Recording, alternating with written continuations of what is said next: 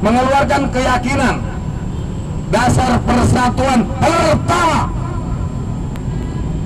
yaitu niat untuk bersatu. Niat saja tidak cukup, perlu ada bahasa yang sama. Kalau kita ngangkat batu ke orang Jawa bilang atos, ternyata orang Sunda dilepas, jatuhlah batu itu. Maka bahasa harus sama, karena bahasa akan membuat satu komando gerakan yang sama, dan gotong royong adalah kuncinya, ada bahasa. Yang berikutnya ialah adat. Hukum adat adalah sebuah keyakinan tanpa ditakut-takuti oleh polisi, tentara, dan apapun pasti dia lakukan, karena sudah menjadi hati nurani. Tanpa ditakut-takuti dia sudah baik, karena adat sopan santun memang seperti itu adanya. Berikutnya lagi, kependidikan dan kepanduan. Bagaimana kita bisa bersatu kalau kita bodoh-bodoh? Kita punya kepemimpinan kepanduan, punya imam. Tidak mungkin gereja itu bisa bersatu tanpa Pak Pendeta. Tidak akan masjid bersatu tanpa imam. Jadi dalam sebuah gerakan, imam kita adalah ibu kita, imamnya seorang istri adalah suaminya, imamnya seorang suami adalah gurunya, imamnya seorang guru adalah rasulnya, imam alam sebelah Allah SWT. Betul? Berikutnya lagi, Sumpah Pemuda. Padahal bukan Sumpah Pemuda. Kami putra dan putri Indonesia. Tapi kenapa sejarah dibohongin hari ini? Mana pemudinya? Hanya Sumpah Pemuda saja.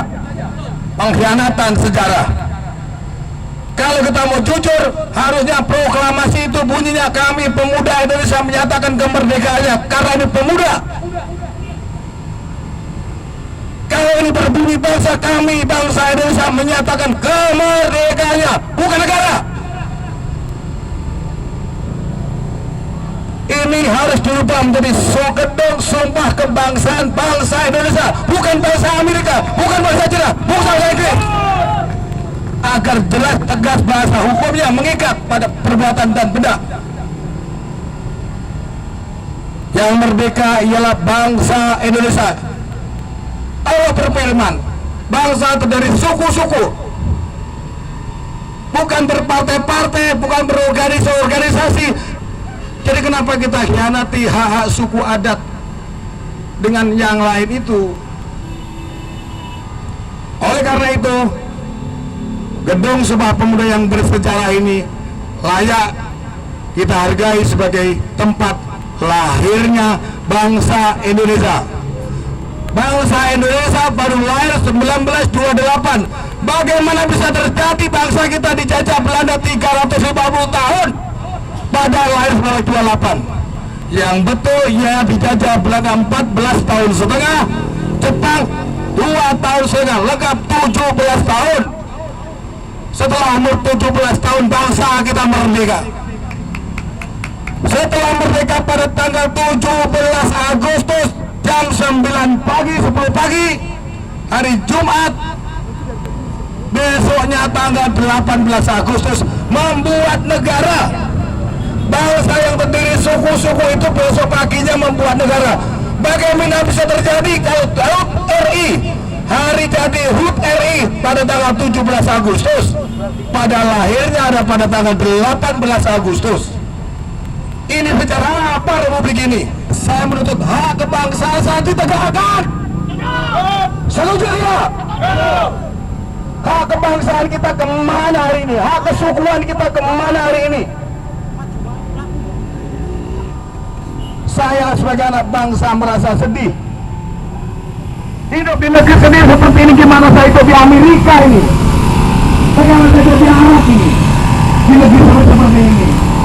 Itu yang disampaikan saudara-saudara kita di pinggir jalan itu. Oleh karena itu, kita kenapa ada di sini? Mengenal sejarah, agar kita tidak menjadi seperti maling kuda. Maksudnya apa? Jelek-jelek desa kita, apapun jeleknya orang Vespa, apapun jeleknya orang petani, pengemis, dia adalah saudara kita. Sebangsa dan setanah air. Sehinain apapun, sewaria-waria apapun, dia bangsaku. Dan kita benar-benar merupakan sejarah. Nanti kita akan seperti Sanggul yang sama dengan Sumbi. Ibunya penuh diperkosa, tinggal lupa segenap bangsanya. Bangsanya saudara diri diperkosa, diperas di negeri sendiri. Benar. Inilah yang tidak boleh terjadi. Kita tempatkan hak pada haknya, kewajiban pada kewajiban, agar biar akhir nanti kita mulus dan selamat di orang Ramadan seperti ajaran para ulama pendahulu kita. Ini jumlahnya sedikit, tidak masalah, tetapi niat kita bersatu sudah baik. Yang dari Lombok sehargai, yang dari Banten sehargai.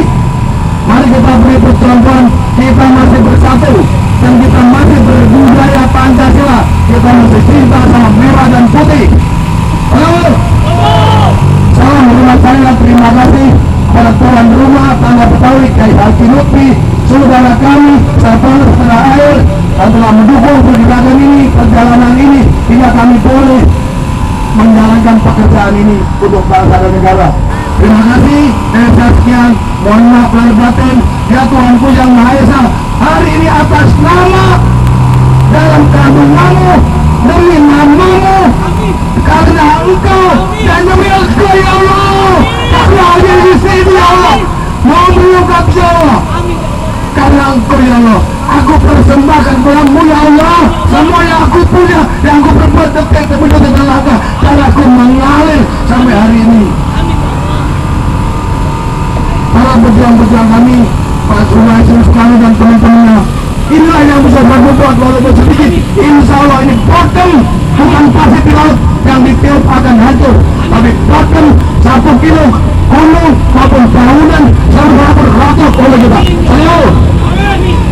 Assalamualaikum warahmatullahi wabarakatuh. Hancurkan penjajahan.